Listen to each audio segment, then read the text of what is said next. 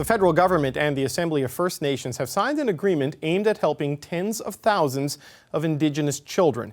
It's a step towards ensuring foster kids will stay in their home communities. But could provinces stop this work from reaching the finish line? The CBC's Olivia Stefanovich joins us now with more. So Olivia, what can you tell us about this agreement? Well, David, this agreement aims to satisfy concerns from the original legislation which was passed last year, Bill C-92, which transfers control of the foster care system to Inuit, Métis and First Nations communities. Now, there was no funding attached to this bill, and that's been a complaint now for about a year. And finally, today's agreement sets a plan in place, if you will, between the Assembly of First Nations and Ottawa to figure out what the funding model is going to be going forward to overhaul the child welfare system, at least for First Nations. This is something that National Chief Perry Bellegarde has long called for. Let's take a listen to what he had to say earlier today. I've always said it's one thing to get things passed into law, but it's really more important about the implementation of that law. And we've always talked about a distinctions-based approach for implementation of Bill C-92. It's about improving the quality of life for our children. We know there's 40,000 children in foster care right across Canada. And when Bill C-92 was passed, it was about making a difference and making sure that those children were looked after, that they were able to be kept home in their families and communities surrounded by their relatives.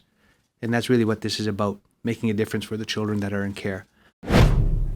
So, David, overhauling the child welfare system is going to cost a lot of money, and the federal government needs to figure out where it's going to get these funds from and how much it's going to fund each community to create their own child welfare systems and laws. The Assembly of First Nations estimates that it could cost at least $3.5 billion just for First Nations communities to do this work, and that doesn't include, of course, the work that the Inuit and the Métis have to do.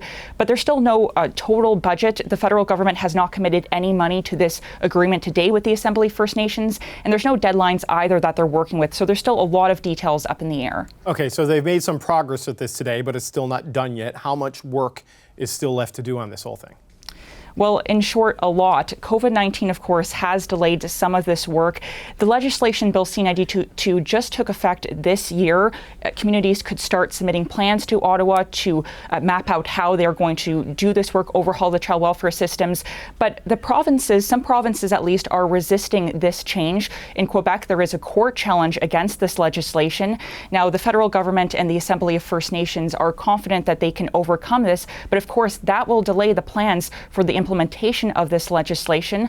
There's a lot of things to work out, David, especially since there's no timelines. And the Minister of Indigenous Services, Mark Miller, he acknowledges this. Take a listen to what he had to say. And so that's a long-term and probably a very painful process that we have to undertake over the next few years. This protocol today establishes a roadmap that far too often in the past has been without consulting or without talking about financial resources in a structured way, and this provides a roadmap and a structured way to have those discussions. And I think the beneficiaries in the long term will be Indigenous children.